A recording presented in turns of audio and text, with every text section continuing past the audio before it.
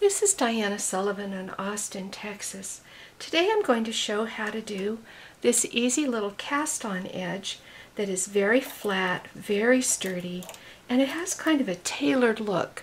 Can't you imagine this around the bottom of a sleeve or the bottom of a scarf? This absolutely does not roll, and it's really sturdy. Now, it doesn't draw in, and it isn't springy, so it's not really a good ribbing substitute.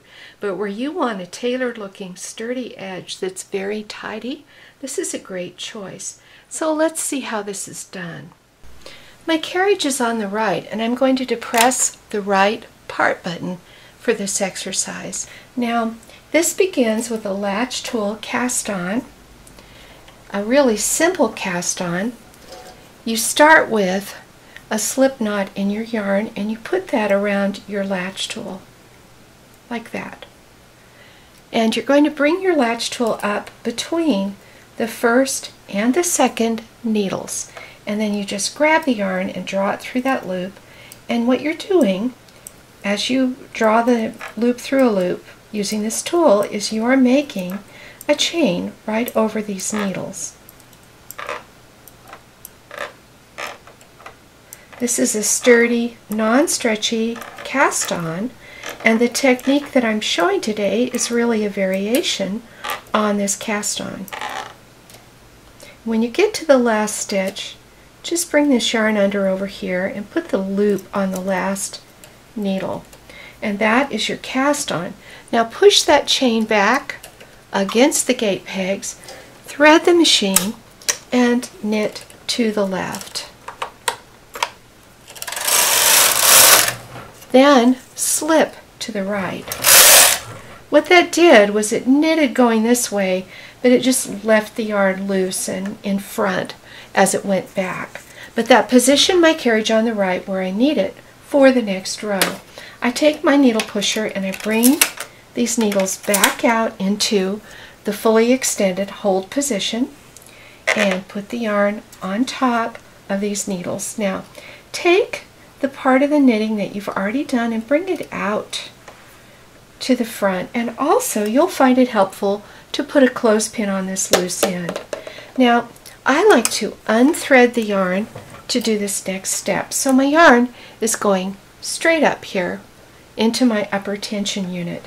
I take my latch tool and I put it over this yarn on the left so the metal is on top of the yarn, and then I bring it under here and I catch the yarn in the hook and I pull it through. Then I go, oops, I dropped it. Then I go between the next two needles, and you see I'm working behind the row of knitting that we've already done with the machine. And I go between the next two needles and I'm doing another chain cast on kind of thing in between, and this clothespin's in my way, so I'm getting rid of that.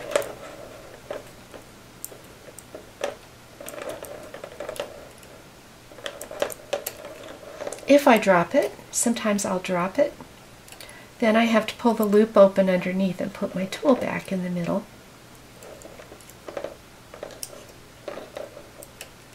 There's just a certain way that you can slant the tool and put a little tension on it that makes it fairly easy to do, and you'll just have to play with it and kind of get the hang. And oops, I dropped it again. Okay. I'm always telling people if I can machine knit, anyone can. When you get to the end and you're out of needles, you're in thin air, just put that last loop right over that last needle and rethread the machine with that yarn. Push these back up against the gate pegs. They'll knit off more easily. Knit to the left and slip to the right. It might be a little harder to do the knit. It's just a little tight on the first needle, but don't force it. Once again, we bring these stitches out.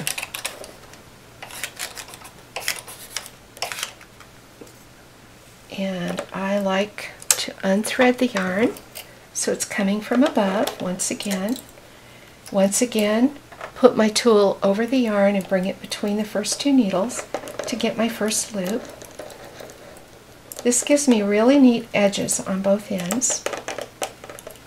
And as always, that clothespin's in my way, so I'll move that. But I find the dangling yarn end even more annoying than the clothespin, so I like the clothespin holding it down, even though I have to move it.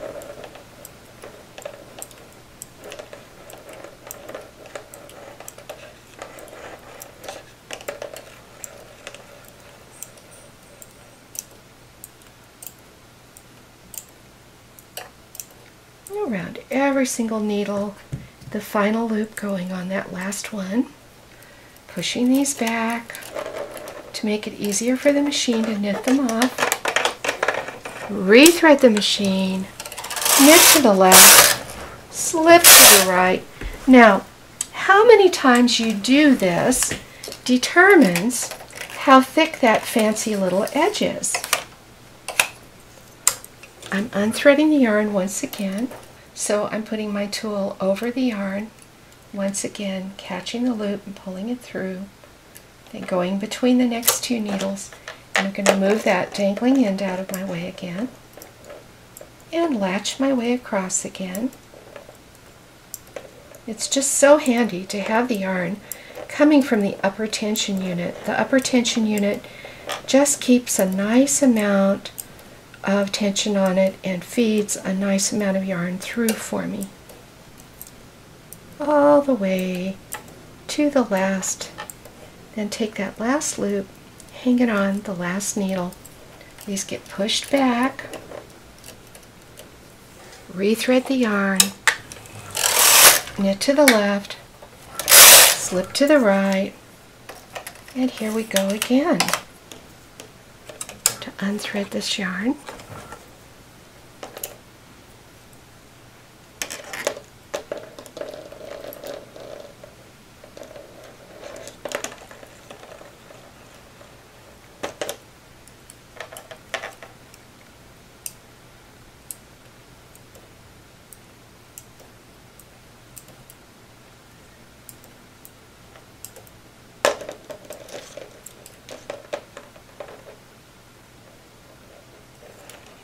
When I was a newer machine knitter, I cast on this way a lot more often, and I think I was better at it. Now I'm a bit clumsy, but it certainly is a nice cast on.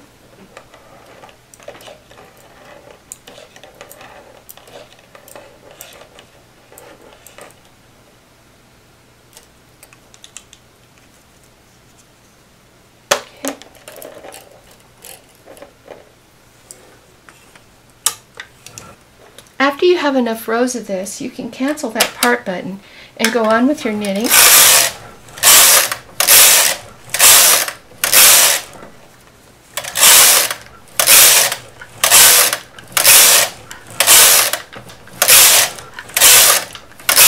Now this is just a swatch and I'm not going to bother binding off, but I will just clip it and remove this knitting so you can have a look. Here's that finished edge, neat as can be. What doesn't really come through is that this is thick and sturdy and just absolutely a good, clean, tailored looking edge. So I hope you'll try this.